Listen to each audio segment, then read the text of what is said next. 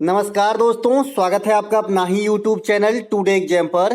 दोस्तों, जैसा कि आज है आपका 14 अगस्त 2023 और आज जो है CHSL का एग्जाम था। फर्स्ट शिफ्ट के क्वेश्चन बड़े लेट से मिले, लेकिन जो मिले सभी ओरिजिनल प्रश्न मिले। और बहुत बहुत धन्यवाद इन बच्चे का जिन्होंने उज्जैन से मुझे फ़ोन किया था और ये खुद एक MP सरकार में कार्यरत हैं। और इन्होंने मुझे जो है ये भी कहा है कि आप आइए तो हमसे मिलिए। तो हम उज्जैन जाने ही वाले हैं, तो मिलेंगे तो आप लोगों के साथ फ़ोटो ज़रूर शेयर करेंगे। तो इन्होंने ही सारा क्वेश्चन जो है हमें दिया है। चलिए देख लीजिए कौन कौन से प्रश्न आए हैं। सभी प्रश्नों को मैं एक्स्ट्रा फैक्ट के साथ बताऊंगा, और जो एक्स्ट्रा फैक्ट है ये आपके किसी भी एग्जाम के दृष्टिकोण से काफ़ी ही इंपॉर्टेंट होती है। और यूं कहें कि जितने भी भाई साहब ने क्वेश्चन बताए उसमें से 80% क्वेश्चन मैंने आपको इनको बताया था। देखिए, एक क्वेश्चन आपसे पूछ रखा है, 36वां राष्ट्रीय खेल में सबसे ज़्यादा पदक किसे मिला था। ठीक है, तो जो 36वां नेशनल गेम हुआ था, मैं इसमें चिल्ला के ये चीज़ जरूर बताया है कि भाई विनर जब पूछेगा ना, विजेता जब पूछेगा ना, तो आप किसे बताओगे? सर्विसेज को। किसे बताओगे? सर्विसेज को विजेता बताना है। सर्विसेज टीम जो है यहाँ पे विजेता रहे थे। लेकिन ओवरऑल पदक की तालिका में महाराष्ट्र को सबसे ज्यादा पदक मिला था। कितना? 140 पदक होते हुए भी महाराष्ट्र रनर अप है। देख लीजिए लिस्ट। और 128 पदक होते हुए भी सर्विसेज टीम जो है ये विजेता है। ऐसा क्यों है इस खेल में? तो इस खेल में एक नियम है कि जिनकी गोल्ड की क्वांटिटी ज्यादा होती है ना, तो ऐसे और भी रेशियो देखे जाते हैं, लेकिन गोल्ड ज्यादा मायने रखता है। तो यहाँ पे आप देख लीजिए 40 और 61, तो यहाँ पे 22 गोल्ड का डिफरेंट है। तो इसीलिए सर्विसेज को विजेता और महाराष्ट्र को सेकेंड स्थान दिया गया था। फिर भी महाराष्ट्र सबसे ज्यादा पदक जीत चुके थे। ठीक है भैया, तो 140 पदक महाराष्ट्र इसका आंसर हो जाएगा। खाली विजेता पूछता तो सर्विसेज टीम हो जाता। अब इसके बारे में थोड़ा सा आ जाइए, थोड़ा सा देख लीजिए क्या कुछ है 36वें राष्ट्रीय खेल। तो 36वें राष्ट्रीय खेल के बारे में सबसे पहले ये खेल 2022 में हुआ था। कहाँ पे हुआ था? गुजरात के अंदर हुआ था। इसके शुभंकर का नाम सावज था, जिसका मतलब होता है बाघ का बच्चा, है ना। इस खेल में 36 विभिन्न खेल को शामिल किया गया था, यानी 36वें गेम था ये। और 36 प्रकार के खेल इसमें शामिल थे, जैसे मलखंभ वगैरह भी इसमें शामिल थे, है ना, गतका, मलखंभ, ये सब भी। इनके अलावा 2023 में राष्ट्रीय खेल का आयोजन जो है ये गोवा में प्रस्तावित है 2023 के अंदर। तो ये बात भी ध्यान रखेंगे, करंट सेक्शन से क्वेश्चन बनेंगे। इसके अलावा 5वां जो खेलो इंडिया यूथ गेम हुआ है ये आपका मध्य प्रदेश में हुआ है। तो ये तो बहुत कम पूछते हैं जी कि कहाँ हुआ है। पूछने की जो क्लू है, विजेता कौन रहा, तो बताइएगा महाराष्ट्र रहा। इसके अलावा अगर आपसे पूछे कि ये कितने शहरों में हुए, तो आप बताएंगे 8 शहरों में हुए। पहली बार खेलो इंडिया यूथ गेम कब हुआ था? तो 2018 में हुआ था। खेलो इंडिया यूथ गेम का नाम खेलो इंडिया स्किल गेम का नाम बदलकर कब खेलो इंडिया यूथ गेम कर दिया गया? तो 2019 में कर दिया गया, है ना। जैसा कि आप जानते हैं कि पहले खेलो इंडिया यूथ गेम का नाम खेलो इंडिया स्कूल गेम रखा गया था, जो पहला एडिशन आपका दिल्ली में करवाया गया। अगले साल 2019 में इस चीज का नाम बदल दिया गया और स्कूल के जगह पे यूथ रख दिया गया, है ना। क्योंकि आप जानते हैं कि इंडियन के पॉपुलेशन जो है ये अधिकांश यूथ प्रवृत्ति के हैं। इनके अलावा तीसरा खेलो इंडिया यूनिवर्सिटी गेम हुए हैं, है ना। तो ये तीसरा खेलो इंडिया यूनिवर्सिटी गेम कहाँ पे हुए हैं? योगी आदित्यनाथ के गांव उत्तर प्रदेश में, है ना। विजेता कौन रहे भैया? पंजाब यूनिवर्सिटी रहे हैं। सेकंड विजेता जो है गुरु नानक देव यूनिवर्सिटी रहे हैं। तो ये बात भी ध्यान रखेंगे, यहां से भी क्वेश्चन बनेंगे। इसके अलावा हॉकी वर्ल्ड कप 2023 ये कहां पे हुआ? भुवनेश्वर और राउरकेला में हुआ है। ठीक है, ये दोनों शहरों में हुआ है, दोनों शहर उड़ीसा में है। भुवनेश्वर में आपके कलिंगा स्टेडियम है, एक एक बात को नोट करेंगे। राउरकेला में आपका बिरसा मुंडा स्टेडियम है, इंडोर गेम वाले। यहीं पे आपका ये खेल करवाया गया। विजेता रहा था जर्मनी और उप विजेता यहाँ पे जो हॉकी वर्ल्ड कप हुआ है ये रहा था आपका बेल्जियम। इस हॉकी वर्ल्ड कप में हॉकी टीम के कप्तान कौन थे? तो हरमनप्रीत सिंह, भारत का भाई हरमनप्रीत सिंह। तो ये बात भी ध्यान रखेंगे, हरमनप्रीत सिंह को 2021-2022 के लिए हॉकी में प्लेयर ऑफ द ईयर भी घोषित किया गया था। तो ये बात भी ध्यान रखेंगे। इनके अलावा आधुनिक आवर्त सारणी के परमाणु क्रमांक 113 वाले तत्व को क्या कहते हैं भैया? इसे कहते हैं न्यूनियम। क्या कहते हैं? न्यूनियम। एच साइलेंट है, न्यूनियम। क्या कहते हैं? न्यूनियम। ठीक है भैया। आधुनिक आवर्त सारणी में कुल कितने तत्व हैं? 118। इसकी कॉन्फ़िगरेशन मैंने बता चुका है, 91, 20 और 7। ठीक है, 91 मेटल है, 20 नॉन मेटल है और 7 उपधातु है, जिसे जैसे सिलिकॉन, जर्मेनियम। इस प्रकार से 7 आवर्त है। आवर्त किसे कहते हैं? जो नीचे हुए आपका रो रहता है, ये 7 है। और 18 वर्ग है। 18 किसे? जो ये खड़ा हुआ उदग्र लाइन रहते हैं, इसे वर्ग कहते हैं या समूह कहते हैं। ठीक है। इनके अलावा इससे पहले जो आवर्त सारणी से हम इंट्रोड्यूस हुए थे, इनके खोजकर्ता मेंडलीव बाबा थे। मेंडलीव बाबा की आवर्त सारणी कब आई थी? 1869 में आई थी, 1869 में आई थी। इसमें क्या कमी रह गई थी भाई? ज्यादा तत्वों को जगह नहीं दिया गया था, 63 तत्व ही ज्ञात थे। इसके अलावा इसमें 7 ही समूह थे और 9 ही वर्ग थे। ठीक है, 9 वर्ग थे। तो ये बात भी ध्यान रखेंगे। इसके अलावा ये परमाणु भार पर आधारित था, लेकिन जो आधुनिक आवर्त सारणी है ये परमाणु क्रमांक पर आधारित है। ठीक है। इसके अलावा आधुनिक आवर्त सारणी के समूह 18 जो है, यहाँ पे अक्रिय गैस को या इनर्ट गैस को या नोबेल गैस को रखा गया है। मैंने याद रखने की आपको तरीका बताए हैं बंधु कि भाई जो घर में नकारा बेटा होता है उसकी कोई खोज खबर नहीं रखता, और अगर आप अच्छे बेटा हो, जैसे ही शाम से थोड़ा ही टाइम ज्यादा हो गया, अरे फलना बाबू कहाँ गए, अभी दिख नहीं रहे, तो आपको खोजा चालू हो जाएगा भाई कहाँ है ना। पहले जो मोबाइल वगैरह तो नहीं होते थे, तो ऐसे ही जो है फिजिकली खोजाई होती थी भाई कहाँ छुपा है। आजकल तो मोबाइल है तो फोन कर देंगे। ठीक है। लेकिन जो नकारा है ना, आ जाएंगे कहीं होगा। तो ये जो अक्रिय गैस है ये जल्दी किसी से रिलेशन रखता नहीं है, क्योंकि इसके अष्टक ऑलरेडी फुल होते हैं। तो ये सबसे लास्ट है आवर्त सारणी में। समूह 17 में हेलोजन है, जिसमें आपका जो है क्लोरो फ्लोरो ब्रोमो आइडो देखने को मिलेगा।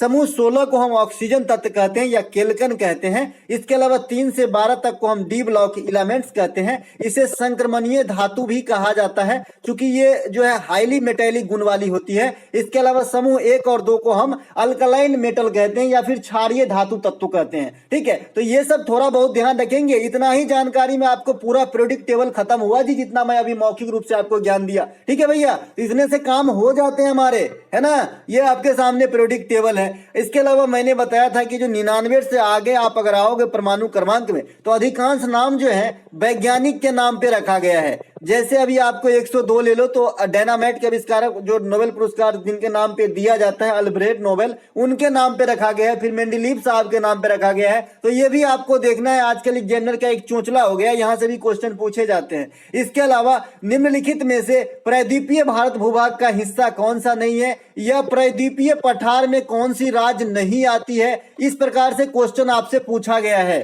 देखिए, मैंने आपको भारत के 9 तटीय राज्यों के बारे में तो जरूर बताया होगा। तो भाई प्रायद्वीपीय कहां से आया? यही से आया ना भाई। ये वाला जो है यहां से यहीं तक चलता है, यहां से यहीं तक चलता है। आपके ऑप्शन में क्या दिया गया था? अच्छा, थोड़ा सा टेढ़ा हो गया। अच्छा ठीक है, कोई नहीं, है ना। आप तो जानते हैं मेरा ड्राइंग बहुत ही जो है क्या कर सकते हैं, इस प्रकार से होगा। ठीक है। यहाँ पे तमिलनाडु होगा, यहाँ पे महाराष्ट्र, गोवा, है ना, फिर कर्नाटक, केरला, यहाँ पे तमिलनाडु, यहाँ पे थोड़ा ऊपर जाएंगे तो आंध्र प्रदेश, फिर थोड़ा ऊपर तो उड़ीसा, और यहाँ पे पश्चिम बंगाल, है ना। तो ये जो 9 है, ये जो तटीय है, ये तो आपका थोड़ा सा देखिए कैसे बनते हैं। आपका प्रायद्वीपीय किसे कहते हैं? प्रायद्वीपीय भूभाग का हिस्सा पश्चिम में अरब सागर, पूर्व में बंगाल की खाड़ी, इधर देखिए आपने अरब सागर था, इधर बंगाल की खाड़ी है, और उत्तर में बिंद और सतपुरा पर्वतमाला, है ना, कि इनसे जो घिरा हुआ भाग है इसे हम कहते हैं प्रायद्वीपीय भारत, न कि भाई पंजाब को। पंजाब ऑप्शन में दिया गया था। पंजाब हमारे नक्शा के ऊपर कहां पे है? यहां पर ही है। तो यहां पे प्रायद्वीपीय भारत का अंश नहीं पहुंच रहा है, तो हमारा पंजाब जो है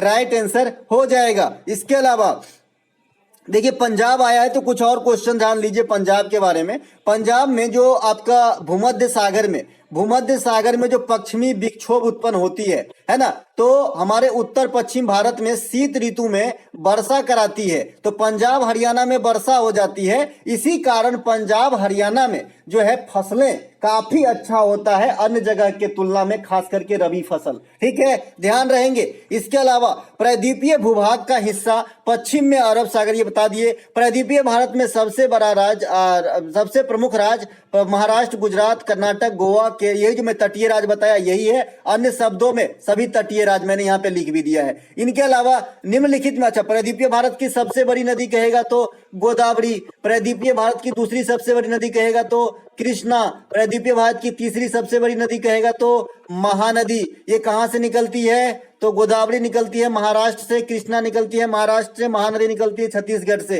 ध्यान रहेगी? एकदम रहेगी सर। चलिए आगे। निम्नलिखित में से किस कोशिका का डाकघर कहा जाता है? भाई कोशिका का डाकघर हो, कोशिका का पुलिसमैन हो, आत्महत्या की थैली हो, फैक्ट्री हो, प्रोटीन की फैक्ट्री हो, सभी बात बता दिए हैं। सुनिएगा तो फायदे में रहिएगा। तो इसे गोल्जी काय को कहा जाता है आपका कोशिका का डाकघर। कोशिका का पावर हाउस किसे कहते हैं? माइटोकॉन्ड्रिया को। क्यों कहते हैं ये चीज मैं बता चुका हूं कि देखिए कोशिका अपने आप में भी इतने सूक्ष्म होते हैं कि आप खुले आंख से इसे नहीं देख सकते, है ना। मान लीजिए, परिकल्पना कीजिए कि मैं और आपका जो शरीर ये जिसे हम एहसास कर पा रहे हैं छू के, ये कैसे बना है? तो कई सारे सेल से जो है कोई एक अंग में बनता है। कई सारे अंग, कई सारे कोशिका के भाग अपने आप में है, तो पार्ट से मिलके एक सेल बनता है। कई सारे सेल से मिलके एक अंग बनता है। कई सारे अंग से मिलके कोई एक शरीर बनती है। तो हमारी शरीर एक सिस्टम के जैसा है। जैसे आपने कंप्यूटर में इधर से सीपीयू लगाओ, इधर से भाई कीबोर्ड लगाओ, इधर मॉनिटर लगाओ, तब जाके एक सिस्टम कहलाता है। वैसे ही हमारा शरीर है, ठीक है। तो जो कोशिका है ये तो खुद ही नहीं दिखता, इसके अंदर भी बहुत सारे चीज है जो अलग अलग है। जैसे माइटोकॉन्ड्रिया है ना, गोल्जी काय है, आत्महत्या की थैली है, न्यूक्लियस है, कोशिका द्रव है, राइबोसोम है ना, सेंट्रोस है। तो ये जो भी है ये कोशिका के अंदर है। तो माइटोकॉन्ड्रिया को कोशिका का पावर हाउस क्यों कहा जाता है? क्योंकि जब आप नाक से सांस लेते हैं, मेरा तो ड्राइंग बहुत ही आप समझ रहे हैं, इस प्रकार से अगर आप सांस लेते हैं तो ये सांस हमारे फेफड़ा में जाता है। फेफड़ा में जो आपका फेफड़ा में, ये फेफड़ा कई भागों में बटे होते हैं, फेफड़ा के अंदर भी इस प्रकार से स्पंजी रहता है। ये यहाँ पे ब्लड आके पहले से बैठा रहता है। जब आप सब हवा के माध्यम से ऑक्सीजन लेते हैं, ये ऑक्सीजन को ये ब्लड जो है लेके शरीर के विभिन्न भागों में पहुंचाता है। कौन? हीमोग्लोबिन, ठीक है। तो ये हीमोग्लोबिन शरीर के विभिन्न भागों में जो है ब्लड को पहुंचाने का काम करते हैं, है ना। तो ये ब्लड लेकर जो है एटीपी का निर्माण होता है, जहां से आपको ऊर्जा की प्राप्ति हो जाती है ग्लूकोज बनने के बाद, ठीक है। तो ये जो है इसीलिए माइटोकॉन्ड्रिया को जो है कोशिका का पावर हाउस कहा जाता है। और शरीर के विभिन्न भागों में ऑक्सीजन को पहुंचाने वाले किसे कहते हैं? तो आपका खून में जो है क्या है? हीमोग्लोबिन को, ठीक है। तो ये बात भी ध्यान रखेंगे। इनके अलावा कोशिका के आत्महत्या की थैली किसे कहते हैं? लाइसोसोम को। लाइसोसोम को कोशिका में आत्महत्या की थैली कहा जाता है। कोशिका में प्रोटीन की फैक्ट्री राइबोसोम के एक पार्ट को कहा जाता है। इसके अलावा कोशिका का खोज जो है 1665 में रॉबर्ट हुक ने किया था, और जीवित कोशिका की अलग खोज पूछी जाती है तो 1674 में ल्यूवेन हॉक ने किया था। कोशिका सजीव जगत की सबसे सूक्ष्म क्रियात्मक इकाई है। तंत्रिका उत्तक की इकाई भी आपको याद रखना है। एक तो तंत्रिका, तंत्र कहिए, तंत्रिका तंत्र की इकाई याद रखना है, और एक आपका वृक्क का इकाई याद रखना है, ये भी पूछा जाता है। तो वृक्क का इकाई जो है ये नेफ्रॉन है, नेफ्रॉन होता है। और तंत्रिका तंत्र के उत्तक जो है ये न्यूरॉन है। न्यूरॉन, न्यूरोलॉजी का आपने नाम सुना होगा, है ना। इनके अलावा कौन सा संविधान संशोधन ओबीसी से संबंधित है? आपसे पूछ लिया है, आप लोगों से प्रार्थना करके बताया भैया 101, 102, 103, 104 याद जरूर रखिएगा, ठीक है। तो एक ओबीसी से 102वां है। 101वां किससे है? तो जीएसटी से है। जीएसटी कब आया था? 2017 में। सबसे पहले किस राज्य में लगी थी? असम में। ये कैसा टैक्स है? इनडायरेक्ट टैक्स है। स्लैब क्या है? 5, 12, 18, 28% का स्लैब चल रहा है इंडिया के अंदर, ठीक है, जीएसटी का। तो ये बात भी ध्यान रखेंगे। जीएसटी से संबंधित आर्टिकल 279 ये है, कभी जनरल फुर्सत में रहेगा तो पूछ देगा। इसे जीएसटी परिषद कहते हैं, और इसके अध्यक्ष भारत के वित्त मंत्री होते हैं। इनके अलावा 102वां संविधान संशोधन ये ओबीसी से संबंधित है, जो ये प्रश्न का आधार है। इसके अलावा 103वां संविधान संशोधन ये ईडब्ल्यूएस से संबंधित है, यानी सामान्य वर्ग के लोग जो दायरे में आते हैं, मतलब एक लेवल बनाया गया उससे नीचे है तो इनको ईडब्ल्यूएस करार दिया जाता है, जिसके तहत इनको भी आरक्षण मुहैया कराया गया। 104वां संविधान संशोधन किससे संबंधित है? जैसा कि आप जानते हैं कि आर्टिकल 331 के थ्रू और आर्टिकल 333 के थ्रू, 333 के थ्रू राज्यपाल विधानसभा में एक आदमी को नियुक्ति करता था जो एंग्लो इंडियन के हो, और 331 के थ्रू राष्ट्रपति, है ना, लोकसभा के अंदर 2 एंग्लो इंडियन की नियुक्ति करते थे। ये सभी के सभी प्रथा को समाप्त कर दिया गया, तो अब लोकसभा में भी नहीं होगा, और राज्य के विधानसभा में भी एंग्लो इंडियन नहीं आएंगे। साथ ही साथ जो SC ST है, जो हमारे अनुसूचित जाति और जनजाति भाई बहनों हैं, इनकी जो है 10 साल के जो मतलब इनकी जो आरक्षण थी, इनकी 10 साल के लिए बढ़ा दिया गया है। तो ये दोनों काम एक ही संविधान संशोधन 104वां में हुआ है, आज के बाद भूलना मत। इनके अलावा 52वां संविधान संशोधन दल बदल से संबंधित है। 61वां मतदान की उम्र 18 हो गया तो चलिए मतदान करने, इसके लिए है। 21वां संविधान संशोधन सबसे पहले सिंधी भाषा को, है ना, आपका संविधान में अटैच किया गया था। अगर आपसे कोई पूछे कि संविधान निर्माण के समय संविधान में कितने भाषा को जगह दिया गया था, तो तो आप बता देना 14 भाषा को। सब पहले सिंधी आ गया तो 15 हो गया, फिर नमक आ गया, कौन सा, नेपाली, मणिपुरी और कोंकणी, तो 15 3 18 हो गया। और लास्ट में बोडो, संथाली, मणिपुरी, बोडो, संथाली, डोगरी, और एक और था बोडो, संथाली,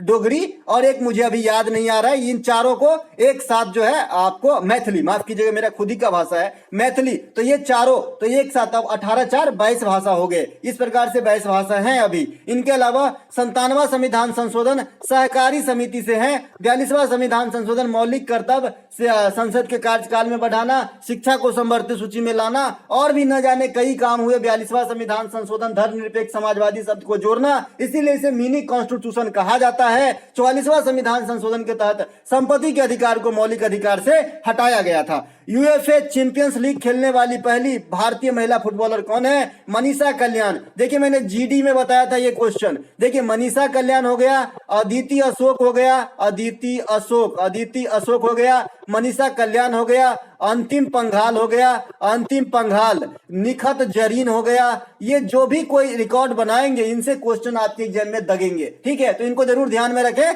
है ना। तो भैया मनीषा कल्याण आंसर हो जाएगा। अंडर T20 मतलब क्रिकेट, राइट।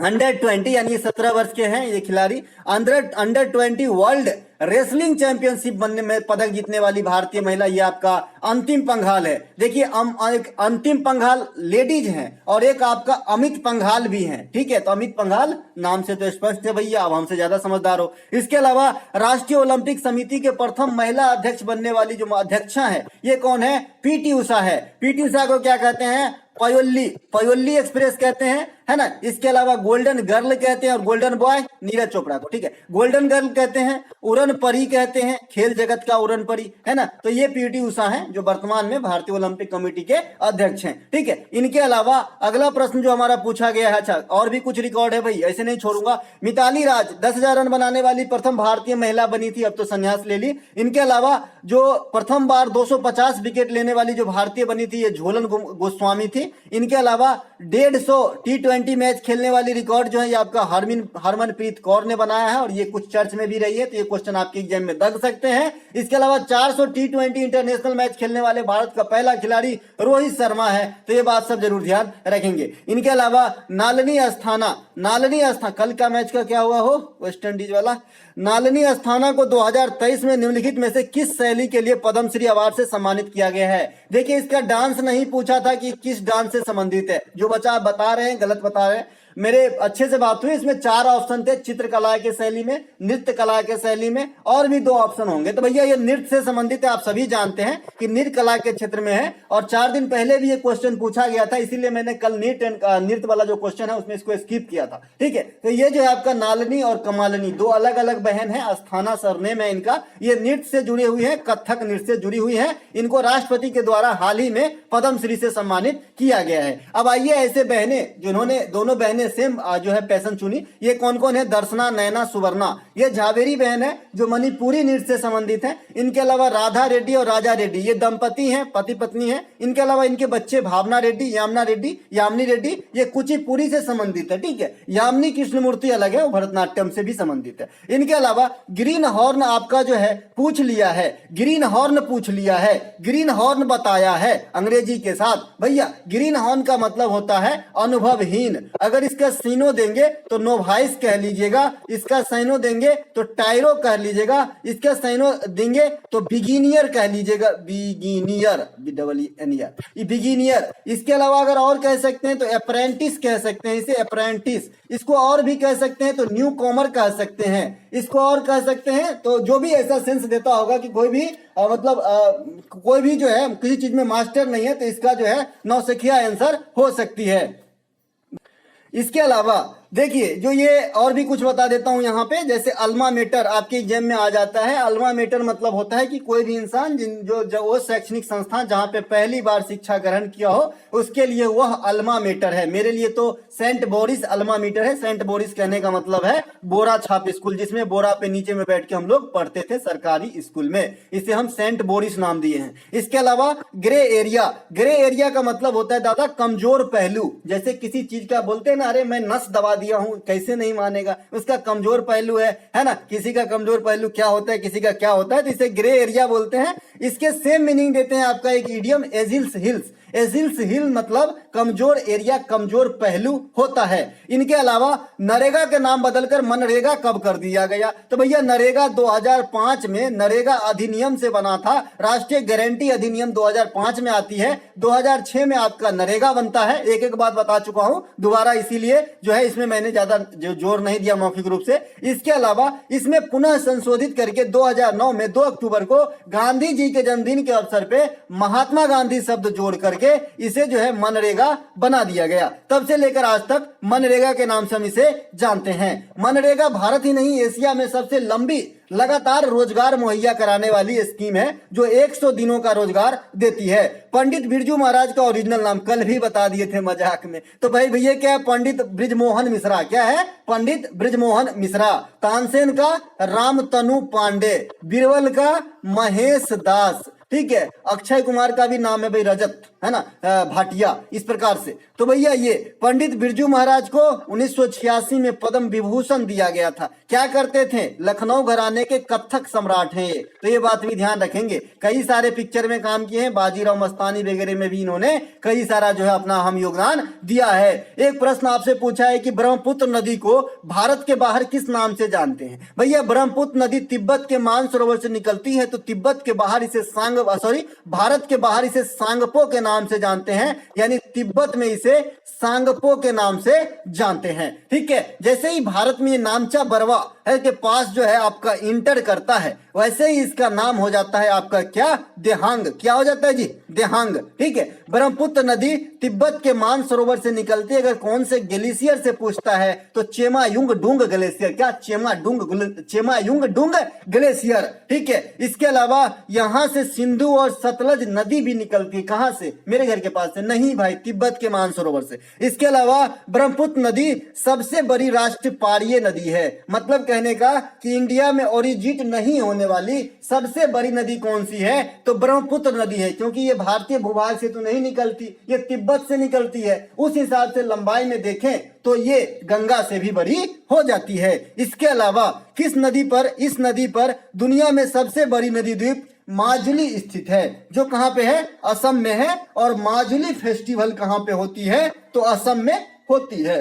ब्रह्मपुत्र नदी को बांग्लादेश में जमुना के नाम से जानते हैं। इसके अलावा 0 से 14 वर्ष तक के बच्चे को पढ़ने तथा खाने पीने की जो बात है, जो पोषण वगैरह की बात है, ये किस आर्टिकल में कहा गया? आर्टिकल वाला वीडियो बना दिया था परसों, अगर छूट जाए तो मैं यहीं पर हूं भैया। तो ये है हमारा 45, 47, 48, 46 जो है आपका ऑप्शन में था। चारों को बता दूं, मैंने आपको बताया है कि भारतीय संविधान में शिक्षा की 3 जगह जिक्र है। कहां कहां भैया? आर्टिकल 21 के ए में ये फंडामेंटल राइट है, 51 के ए के 11 में ये फंडामेंटल ड्यूटीज है, और हमारा आर्टिकल 45 के अंदर ये हमारा क्या है भाई? डीपीएसपी है भाई। तो ये 3 जगह हमारी शिक्षा की बात है। अब जैसी पंडित वैसी पूजा कर लेंगे, क्योंकि यहाँ पे हमें डीपीएसपी वाली बात बताया जा रहा है। आप कैसे पहचानोगे कि भाई ये डीपीएसपी वाली बात है कि ये भाई फंडामेंटल ड्यूटीज वाली बात है या फंडामेंटल राइट वाली बात है? कैसे पहचानोगे भाई? ये भी तो समस्या है ना भाई। तो कैसे पहचानोगे, है ना? तो एक तो हमारे पास 2 क्लू है कि ऑप्शन में कौन से आर्टिकल है। तो पहला आर्टिकल हमें दिख रहा है कि 36 से 51 के बीच वाला है, यानी भाग 4 वाला है, यानी हमारा